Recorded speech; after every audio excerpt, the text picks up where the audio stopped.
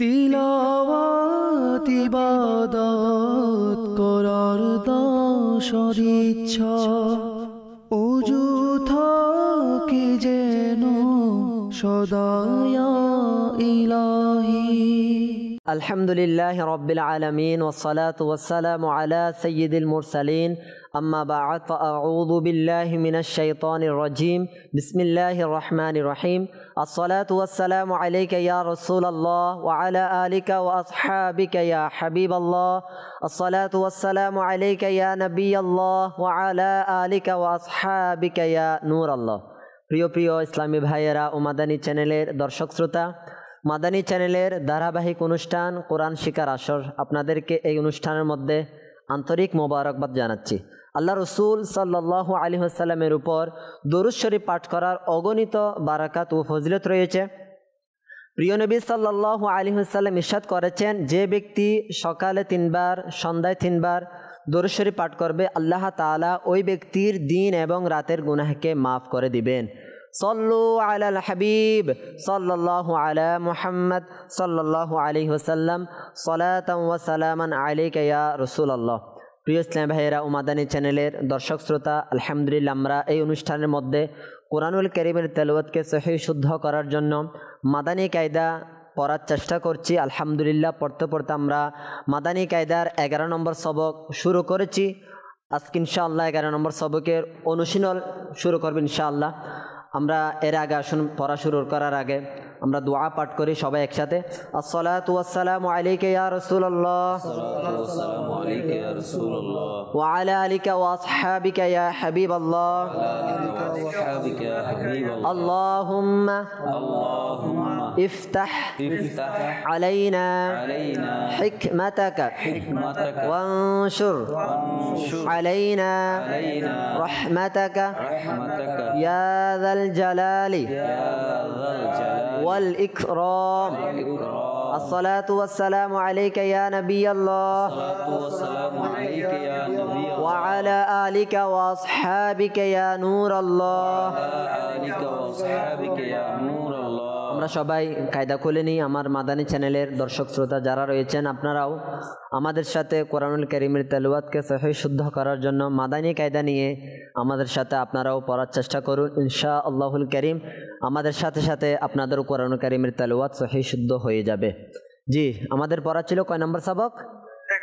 11 নম্বর সবক। পারবেন ইনশাআল্লাহ? পারবো সবাই? পড়া শোনাতে পারবো? জি, আমাকে আমাদের মুহসিন ভাই পড়া শোনান। ইদ উদ আত ইদ উদ আজ ইজ উজ আদ ইদ উদ আল ইদ উদ আল ইল উদ ইদ উদ আদ ইদ উদ। আবার বলেন। আদ ইদ সা আস। আদ হ্যাঁ, ইদ উদ। কলকলা হরফ কয়টি পড়েছিলাম আমরা? 5টি। কি কি? ক তো বা জিম দাল। মাশাআল্লাহ। জি, আমাদের পড়া শোনান। বিসমিল্লাহির রহমানির রহিম। আস ইস উস আস আস উইস উস আদ ইদ উদ আদ ইদ উদ আক ইক উক আক ইক উক। মাশাআল্লাহ। তো হামজা সাকিনকে কিভাবে পড়তে হয় বলেন তো? হামজা সাকিনকে ধাক্কা দিয়ে পড়তে হয়। মাশাআল্লাহ। জি, আমাদের হাসান ভাই একদম শেষ থেকে পড়া শোনান, শেষে 3 লাইন শোনান। আল ইল উল, হ্যাঁ, আন ইন উন, আর ইর উর, আজ ইজ উজ, আশ ইশ উশ, আই ই। মাশাআল্লাহ। জি, বলেন তো কলকলা হরফ কিভাবে পড়তে হয়? কলকলা হরফ কম্পন সৃষ্টি করে প্রতিধ্বনি করে পড়তে হয়। ঠিক আছে? কলকলা করে পড়তে হয়। ঠিক আছে? পারবেন ইনশাআল্লাহ? পারবো। আচ্ছা, আমরা পড়া শুরু করি। আমার মাদানী চ্যানেলের দর্শক শ্রোতা, আপনারাও সবাই মনোযোগী হয়ে পড়ুন এবং কোরআনুল কারীমের তেলাওয়াতকে সহিহ শুদ্ধ করার জন্য চেষ্টা করতে থাকুন। আউযু বিল্লাহি মিনাশ শাইতানির রাজীম। আউযু বিল্লাহি মিনাশ শাইতানির রাজীম। বিসমিল্লাহির রহমানির রহিম। বিসমিল্লাহির রহমানির রহিম। আমরা আজকের এই সবক বানান করেও পড়ব, বানান ছাড়াও পড়ব, ঠিক আছে? ইনশাআল্লাহ। কফ লাম পেশ কুল, কফ লাম পেশ কুল, হামজা নুন জের ইন, হামজা নুন জের ইন, আইন নুন জবর আন, আইন নুন জবর আন, মিম নুন জবর মান, মিম নুন জবর মান, বা লাম জবর বল, বা লাম জবর বল, লাম মিম জবর লম, লাম মিম জবর লম, কাফ মিম পেশ কুম, কাফ মিম পেশ কুম, হা মিম পেশ হুম, হা মিম পেশ হুম, রাল কফ পেশ লুক, দাল কফ পেশ লুক, কফ দাল জবর কদে। কফ দাল জবর কদ। আচ্ছা, আমরা কলকলা হরফ কয়টি পড়েছি? পাঁচটি। 5টি। এই 5টি হরফ থেকে 2টি হরফকে প্রতিধ্বনি করার সময় প্রতিধ্বনিটা উপরের দিকে উঠবে, কফ এবং ক। ক এবং কফের মধ্যে প্রতিধ্বনি কোন দিকে যাবে? উপরের দিকে যাবে। আর বাকি 3টা দাল জিম বা প্রতিধ্বনিটা নিচের দিকে পতিত হবে। বুঝা আসছে? যেমন এখানে আমরা রুকো কি পড়েছি? রুকো, এটা উপরের দিকে উঠছে, ঠিক আছে? আর কফ দাল জবর কদে, এই দালের প্রতিধ্বনিটা নিচের দিকে নামছে। বুঝা আসছে? আমরা 2টাতে প্রতিধ্বনি কোন দিকে যাব? উপরের দিকে উঠবে, আর 3টাতে নিচের দিকে নামবে। বুঝা আসছে? আচ্ছা, এরপর ধরেন হামজা সদ জের ইস, হামজা সাদ জের ইস, ত জবর ত, ত জবর ত, ইস ত, ইস ত, বা র জের বীর, বা র জের বীর, ইস তবির। ইস্তাবির, বড় করে বলবো। মিম সিন পেশ মুস, মিম সিন পেশ মুস, তা জবর তা, তা জবর তা, মুস্তা, মুস্তা, ত র জবর তর, ত র জবর তর, মুস্তাতর, মুস্তাতর, ফা গাইন জবর ফাগ, ফা গাইন জবর ফাগ, ফা র জের ফির, ফা র জের ফির, ফাগফির, ফাগফির, হামজা আইন জবর আ, হামজা আইন জবর আ, ইয়া নুন পেশ ইউন, ইয়া নুন পেশ ইউন, আয়ুন, আয়ুন, হামজা আইন জবর আ, হামজা আইন জবর আ, নুন আলিফ জবর না, নুন আলিফ জবর না, আ'না, আ'না, বা 2 জবর বান, বা 2 জবর বান, আ'নাবান। আ'নাবান। এইভাবে আমরা আমাদের পড়াগুলো বানান করবো, ঠিক আছে? এখন আমরা বানান ছাড়া কিভাবে পড়তে হয় এটা শুনি। জাজরাতুন, জাজরাতুন, জা, এখানে প্রথমটা জা, তারপরটা জিম। জাজে জাজে জাজরাতুন, জাজরাতুন, বুঝা আসছে? আচ্ছা, জিমে কি হয়েছে? কলকলা, ঠিক আছে? প্রতিধ্বনি হবে, আওয়াজটা কোন দিকে যাবে? নিচের দিকে। হ্যাঁ, জাজরাতুন, জাজরাতুন, ঝাজে না, ঝাজে বলতেছে অনেকে। ঝাজে হলে দুইটাই জিম হয়ে যাচ্ছে। একটা জা, প্রথমটা জা, তারপরটা জিম। যদি আমরা ঝাজে বলি, উভয়টা কি হয়ে যাচ্ছে? জিম। তো উভয়টাতে জিম না, প্রথমটা জা, ঠিক আছে?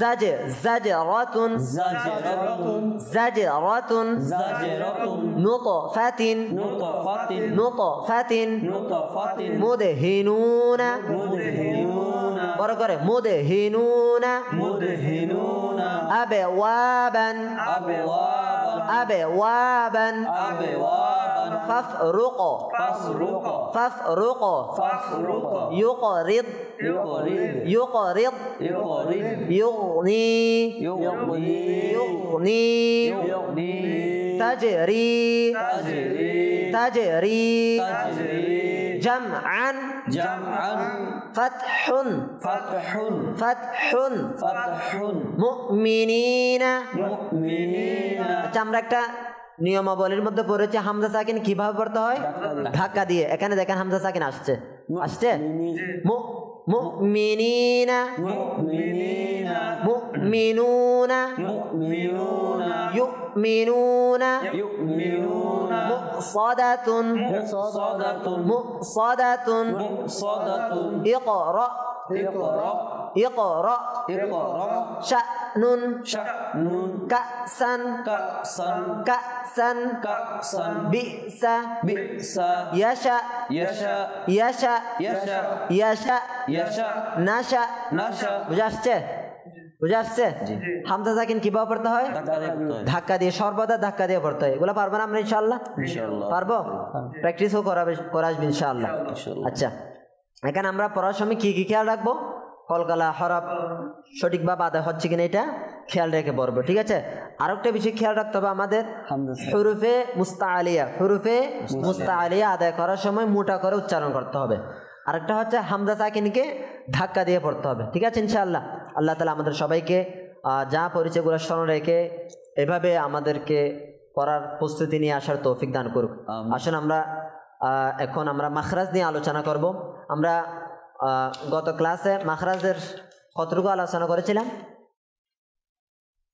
কতটুকু 7-8 পর্যন্ত আমরা গত ক্লাসে বহুত পর্যন্ত মাখরাজ পড়েছিলাম আমরা আজকে মাখরাজ পড়ার জন্য একটা দাঁতের পরিচয় জানবো কি জানবো দাঁতের পরিচয় জানবো দতের পর থেকে যে মাখরাজ রয়েছে এগুলা পড়ার জন্য আমাদের দাঁতের পরিচয়টা জানা আবশ্যক তো এখানে দেখেন এটা হচ্ছে নিচের দাঁত আর এটা হচ্ছে উপরের দাঁত বুঝে আসছে একটা প্রাপ্তবয়স্ক মানুষের 32টা দাঁত রয়েছে কয়টা দাঁত 32টা দাঁত রয়েছে ঠিক আছে তো 32টা দাঁতকে আমরা 6 ভাগে ভাগ করব কয় ভাগে 6 ভাগে ভাগ করব এবং 6টা নামকরণ করব ঠিক আছে যদি আমরা উপরের অথবা নিচের যে কোনো এক পাশের দাঁতের নাম মুখস্থ করি সবগুলোর দাঁতের নাম জানবো ইনশাআল্লাহ বুঝে আসছে এই দেখেন এটা হচ্ছে সামনের উপরের এই দুইটা দাঁতকে বলা হয় সানায়া কি দাঁত সানায়া উপরের দুইটা নিচের দুইটা উপরের দুইটা নিচের দুইটা মোট কয়টা 4টা দাঁতকে কি বলা হয় সানায়া দাঁত অর্থাৎ সম্মুখ দাঁত আচ্ছা এর ফলে সানায়া দাঁতের পাশে এই পাশে একটা ঠিক তদ্রুপ নিচে এই পাশে একটা মোট কয়টি 4টি এগুলাকে রবাইয়াত বলা হয় কি বলা হয় রবাইয়াত অর্থাৎ পার্শ্ব দাঁত কি দাঁত পার্শ্ব দাঁত কোন দাঁতের পার্শ্ব দাঁত সানায়া দাঁতের পার্শ্ব দাঁত ঠিক আছে আচ্ছা এরপরে দেখেন রবাইয়া দাঁতের পাশে আছে আনিয়াব কি আছে আনিয়াব অর্থাৎ ছেদন দাঁত কি বলা হয় ছেদন দাঁত মোট কয়টি 4টি কয়টি 4টি বুঝা আসছে এই পাশে একটা নিচে এই পাশে একটা মোট 4টি এগুলাকে কি বলা হয় আনিয়াব কি বলা হয় আনিয়াব অর্থাৎ ছেদন দাঁত এরপরে দেখেন আনিয়াব দাঁতের পাশে এই পাশে একটা নিচেও আনিয়াব দাঁত এই পাশে একটা আনিয়াব দাঁতের যেগুলাকে দাওয়াহিক বলা হয় কি বলা হয় দাওয়াহিক অর্থাৎ দাওয়াহিক বলতে হাস্য দাঁত বলা হয় কি বলা হয় বাংলাতে হাস্য দাঁত মোট কয়টা 4টা হাস্য দাঁত কয়টা 4টা তো হাস্য দাঁত 4টা এই হাস্য দাঁতের পরে মোট কয়টি 3টি কয়টি 1টা 2টা 3টা ঠিক তদ্রুপ এই পাশেও 3টা নিচেও দাওয়াহিক দাঁতের পাশের 3টা দাঁত বাম পাশে 3টা ডান পাশে 3টা কয়টা হবে 3 4 12 3 4 12টা এই 12টা দাঁতের নাম হচ্ছে তাওয়াহিন কি দাঁত তাওয়াহিন বাংলা হচ্ছে মারির দাঁত কি দাঁত মারির দাঁত তো মারির দাঁত কয়টি 12টি মোট কয়টি 12টি আরবিতে কি বলা হয় তাওয়াহিন কি বলা হয় তাওয়াহিন আচ্ছা তাওয়াহিন দাঁতের পাশে একটি দাঁত আছে এটা হচ্ছে আরবিতে নাওয়াজিজ কি বলা হয় নাওয়াজিজ অর্থাৎ বাংলায় আক্কেল দাঁত কি দাঁত আক্কেল দাঁত তাওয়াহিন দাঁতের নিচের বাম পাশে একটি ডান পাশে একটি মোট কয়টি 4টি এগুলাকে কি বলা হয় নাওয়াজিজ কি বলা হয় নাওয়াজিজ বাংলার মধ্যে আক্কেল দাঁত বুঝা আসছে আক্কেল দাঁত বুঝে আসছে? তা আমরা বুঝতে পারলাম সানাইয়া দাঁত অর্থাৎ সম্মুখ দাঁত মোট কয়টি? চারটি। এরপরে পাশে পাশে রবাইয়াত পার্শ্ব দাঁত মোট কয়টি? চারটি। এরপর আনিয়াত দাঁত কয়টি? চারটি। এরপর দাওয়াহিক দাঁত কয়টি? হাস্য দাঁত। এরপরে তাওয়াহিন অর্থাৎ মারির দাঁত মোট কয়টি? 12টি। এরপরে তাওয়াহিন দাঁতের মারির দাঁতের পাশে একটি একটি করে মোট 4টি আক্কেল দাঁত। বুঝে আসছে? মনে থাকবে বলে ইনশাআল্লাহ। বুঝে আসছে? আমরা ইনশাআল্লাহুল কারীম এই দাঁতের নামগুলো ভালো করে আমরা আয়ত্ত করে নিয়ে আসবো এবং এই দাঁতগুলো সম্পর্কে জানা আমাদের জন্য প্রয়োজন। কেন প্রয়োজন? মাখরাজ সম্পর্কে জানার জন্য। আল্লাহ তাআলা আমাদের সবাইকে এই আক্কেল দাঁত, মারির দাঁত, তারপর দাওয়াহিক, হাস্য দাঁত এগুলা পরিচয় মনে রাখার তৌফিক দান করুক। আমরা ইনশাআল্লাহ এই দাঁতগুলো অনুযায়ী কিভাবে মাখরাজ মনে রাখতে হয় আমরা ইনশাআল্লাহ আগামী ক্লাসে এই দাঁতের ভিত্তি করে আমরা মাখরাজ জানবো ইনশাআল্লাহ। আল্লাহ তাআলা আমাদের সবাইকে সহিহ শুদ্ধ করে কোরআনুল কারীমের তেলাওয়াতকে করার তৌফিক দান করুক। আমিন বিজাহিন নবীল আমিন সাল্লাল্লাহু আলাইহি ওয়াসাল্লাম। সাল্লু আলাল হাবিব সাল্লাল্লাহু তাআলা আলা মুহাম্মদ সাল্লাল্লাহু আলাইহি ওয়াসাল্লাম। আসুন আমরা ইলমে দ্বীন অর্জন করার নিয়তে ফয়জানে সুন্নাত থেকে দর্শ শ্রবণ করি। আলহামদুলিল্লাহি রাব্বিল আলামিন ওয়াসসালাতু ওয়াসসালামু আলা সাইয়্যিদিল মুরসালিন আম্মা বা'দ ফাআউযু বিল্লাহি মিনাশ শাইতানির রাজিম বিসমিল্লাহির রহমানির রহিম। সকলে আমার সাথে সাথে পাঠ করুন। আসসালাতু ওয়াসসালামু আলাইকা ইয়া রাসূলুল্লাহ ওয়া আলা আলিকা ওয়া আসহাবিকা ইয়া হাবিবাল্লাহ। الصلاة والسلام عليك يا نبي الله وعلى آلك وأصحابك يا نور الله রাসূলুল্লাহ সাল্লাল্লাহু আলাইহি ওয়াসাল্লাম ইরশাদ করেছেন, যে ব্যক্তি আমার উপর সারা দিনে 50 বার দুরূদ শরীফ পড়ে আমি কিয়ামতের দিন তার সাথে মুসাফাহা করব। সুবহানাল্লাহ। আসুন একবার দুরূদ শরীফ পাঠ করি। সাল্লু আলাল হাবিব সাল্লাল্লাহু তাআলা আলা মুহাম্মদ সাল্লাল্লাহু আলাইহি ওয়াসাল্লাম। সালাতাম ওয়া সালামান আলাইকা ইয়া রাসূলুল্লাহ।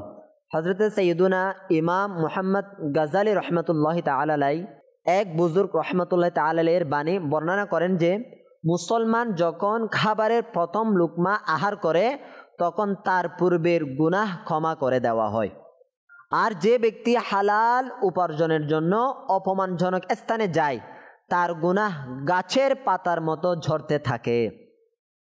প্রিয় ইসলামী ভাইয়েরা ও মাদানী চ্যানেলের দর্শক শ্রোতা, খাওয়ার সময় ক্ষুধা লাগা এটা হচ্ছে সুন্নতে মোবারকা। খাওয়ার সময় এই নিয়ত করুন যে ইবাদত এর শক্তি অর্জন করার জন্য আমরা খানা গ্রহণ করছি। খাওয়ার উদ্দেশ্য যেন শুধুমাত্র স্বাদ গ্রহণ না হয়। হযরত সাইয়্যিদুনা ইব্রাহিম বিন শাইবান রাহমাতুল্লাহি তাআলা আলাইহি বলেন, আমি 80 বছর পর্যন্ত শুধুমাত্র নফসের স্বাদ লাভের উদ্দেশ্য কোনো কিছু খাইনি। নফসের স্বাদ অনুভব করার জন্য কোনো কিছু খাইনি। কম খাওয়ার নিয়ত করুন, তবে ইবাদতের জন্য শক্তি অর্জনের নিয়তটা সঠিক হবে। কেননা যদি আমরা পেট ভরে খাই তাহলে ইবাদতের মধ্যে উল্টো বাধার সৃষ্টি হয়। কম খাওয়ার মধ্যে স্বাস্থ্যের জন্য অনেক উপকার রয়েছে। এই ধরনের মানুষ খুব কম ডাক্তারের কাছে যেতে হয়।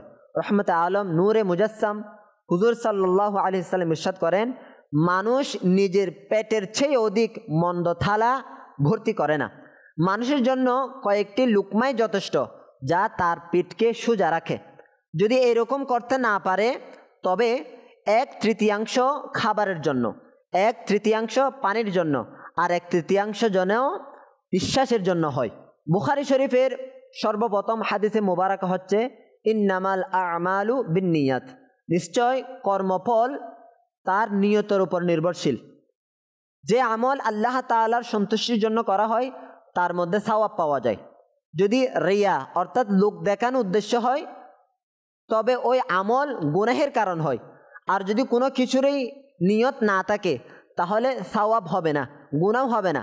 যদি সৃষ্টিগতভাবে মৌলিকভাবে ওই আমল মুবাহ অর্থাৎ জায়েজ হয়, উদাহরণস্বরূপ কেউ কোনো হালাল বস্তু যেমন আইসক্রিম বা মিষ্টি অথবা রুটি খেলো আর তাতে কোনো ধরনের নিয়ত করলো না, তখন তার সওয়াব লাভ হবে না কিন্তু গুনাহ হবে না। তবে কিয়ামতের দিন হিসাবের সম্মুখীন হতে হবে। যেমন প্রিয় নবী সাল্লাল্লাহু আলাইহি সাল্লাম ইরশাদ করেছেন, হালালুহা হিসাবুন ওয়া হারামুহা আযাবুন। তার হালাল বস্তুগুলোর ক্ষেত্রে হিসাব হবে আর হারাম বস্তুগুলোর ক্ষেত্রে আযাব হবে। রহমতুল্লিল আলামিন শফিউল মুজনিমিন রাসূল আমিন সাল্লাল্লাহু আলাইহি সাল্লাম ইরশাদ করেছেন, নিঃসন্দেহে কিয়ামতের দিন মানুষ থেকে তার প্রতিটি কাজ এমনকি চোখের সুরমার ব্যাপারেও জিজ্ঞাসা করা হবে। তাই এর মধ্যে নিরাপত্তা রয়েছে যে প্রতিটি জায়েজ কাজে ভালো ভালো নিয়ত রাখা। যেমন এক বুজুর্গ রহমতুল্লাহ তাআলা বলেন, আমি প্রতিটি কাজে নিয়ত করতে পছন্দ করি, এমনকি পানাহার করা, ঘুমানো ও শৌচাগারে যাওয়ার জন্য আমি নিয়ত করি। সরকারে নামদার হুজুর সাল্লাল্লাহু আলাইহি সাল্লাম ইরশাদ করেছেন, মুসলমানের নিয়ত তার আমল থেকে উত্তম। নিয়ত কাকে বলা হয়? নিয়ত অন্তরের ইচ্ছাকে বলা হয়, মুখে বলা শর্ত নয়। বরং কেউ মুখে নিয়তের শব্দগুলো উচ্চারণ করলো কিন্তু অন্তরে ইচ্ছা বিদ্যমান নেই, তাহলে সেটাকে নিয়ত বলা হবে না এবং এতে সওয়াবও লাভ হবে না। আমরা বুঝতে পারলাম নিয়ত কাকে বলে? অন্তরের ইচ্ছাকে। কাকে নিয়ত বলা হয়? অন্তরের ইচ্ছাকেই নিয়ত বলা হয়। মুখের মধ্যে নিয়ত করেছে কিন্তু অন্তরের মধ্যে নাই, তাহলে এটা নিয়ত বলে গণ্য হবে না। তা আমরা খাওয়ার আগে কি কি নিয়ত করতে পারি? মাদানী চ্যানেলের দর্শক শ্রোতা আমরা শ্রবণ করি, খাওয়ার আগে আমরা নিয়ত এটা করতে পারি, এই খানার মাধ্যমে আমাদের যে শক্তি উপার্জন হবে এই শক্তিতে আমরা আল্লাহ তাআলার ইবাদত করব, কোরআনুল কারীমের তেলাওয়াত করব, মাতা পিতার সেবা করব এবং ইলমে দ্বীন অর্জন করব। খাওয়ার আগে প্রতি লুকমার শুরুতে বিসমিল্লাহ পাঠ করব, ইয়া ওয়াজিদু পাঠ করব এবং প্রতি লুকমার শেষে আলহামদুলিল্লাহ পাঠ করব। ইনশাআল্লাহ আমরা এই খাওয়ার মাধ্যমে অনেক বরকত এবং উপকার অর্জন করতে পারবো ইনশাআল্লাহ। আল্লাহ তাআলা আমাদের সবাইকে খাওয়ার আগে ভালো ভালো বেশি পরিমাণে নিয়ত করার তৌফিক দান করুক। সল্লু আলাল হাবিব সাল্লাল্লাহু আলা মুহাম্মদ সাল্লাল্লাহু আলাইহি ওয়াসাল্লাম সালাতাও ওয়া সালামান আলাইকা ইয়া রাসূলুল্লাহ। আসুন আমরা নিজেকে নেককার বানানোর জন্য নেক আমল পুস্তিকা শ্রবণ করি, কেননা হাদিসে মুবারাকার সারাংশ হচ্ছে আখিরাতের ব্যাপারে সামান্য পরিমাণ চিন্তা ভাবনা করা 60 বছর ইবাদত থেকে উত্তম। নাম্বার 1 নেক আমল হচ্ছে জায়েজ কাজের পূর্বে কি ভালো ভালো নিয়ত করেছি। নাম্বার 2 5 ওয়াক্ত নামাজ জামাত সহকারে কি আদায় করেছি। নাম্বার 3 প্রত্যেক নামাজের পূর্বে কি নামাজের দাওয়াত দিয়েছি। নাম্বার 4 প্রতি রাতে সূরা মুলক কি পাঠ করেছি বা শ্রবণ করেছি। নাম্বার 5 প্রত্যেক নামাজের পর আয়াতুল কুরসি, সূরা ইখলাস এবং তাসবিহ ফাতিমা কি পাঠ করেছি। নাম্বার 6 কানজুল ইমান থেকে 3 আয়াত বা সিরাতুল জিনান থেকে 2 পৃষ্ঠা অনুবাদ ও তাফসির পড়ে বা শুনে কি নিয়েছি। নাম্বার 7 সাদরা শরীফ থেকে কিছু না কিছু কি ওজিফা পাঠ করে নিয়েছি। আল্লাহ তাআলা আমাদের সবাইকে এই নেক আমল অনুযায়ী নিজের জীবনকে সাজানোর তৌফিক দান করুক এবং নিজেকে সবসময় গুনাহ থেকে বিরত রেখে আল্লাহ তাআলার সন্তুষ্টি মোতাবেক জীবন পরিচালনা করার তৌফিক দান করুক। সল্লু আলাল হাবিব সাল্লাল্লাহু তাআলা আলা মুহাম্মদ সাল্লাল্লাহু আলাইহি ওয়াসাল্লাম। আসুন আমরা আল্লাহ তাআলার দরবারে দোয়া করি। আল্লাহুম্মা আমিন। আলহামদুলিল্লাহি রাব্বিল আলামিন والصلاة والسلام على سيد المرسلين وعلى آله وأصحابه أجمعين. ربنا ظلمنا أنفسنا وإن لم تغفر لنا وترحمنا لنكونن من الخاسرين. ربنا آتنا في الدنيا حسنة وفي الآخرة حسنة وقنا عذاب النار. আল্লাহ রাব্বুল আলামিন তুমি আমাদের প্রত্যেকের জিন্দেগীর সমস্ত গুনাহকে maaf করে দাও। আল্লাহ রাব্বুল আলামিন আমাদের সবাইকে তোমার পবিত্র কোরআনুল কারীমের তেলাওয়াতকে সহিশুদ্ধ করে তেলাওয়াত করার তৌফিক দান করে দাও। আল্লাহ রাব্বুল আলামিন আমাদের মাধ্যমে আল্লাহ যারা মাদানী চ্যানেলের মাধ্যমে কোরআন শিখার জন্য আল্লাহ মাদানী চ্যানেলের দর্শক শ্রোতা সময় দিচ্ছেন তাদেরকে আল্লাহ কোরআনুল কারীমের তেলাওয়াতকে সহিশুদ্ধ করার তৌফিক দান করে দাও। আল্লাহ তাদের সকলের সব ধরনের পেরেশানকে দূর করে দাও। আমাদের সকলের আল্লাহ সব ধরনের বিপদ আপদ দূর করে দাও। আমাদের সকলের উপর তোমার খাস রহমত নাযিল করে দাও। সুবহান রাব্বিকা রাব্বিল ইজ্জাতি আম্মা ইয়াসিফুন ওয়া সালামুন আলাল মুরসালিন আলহামদুলিল্লাহি রাব্বিল আলামিন বিহাক্কি লা ইলাহা ইল্লাল্লাহু মুহাম্মাদুর রাসূলুল্লাহ সাল্লাল্লাহু আলাইহি ওয়াসাল্লাম। তিলাওয়াত ইবাদত করার দশর ইচ্ছা ওযু থাকে যেন সদা ইয়া ইলাহি।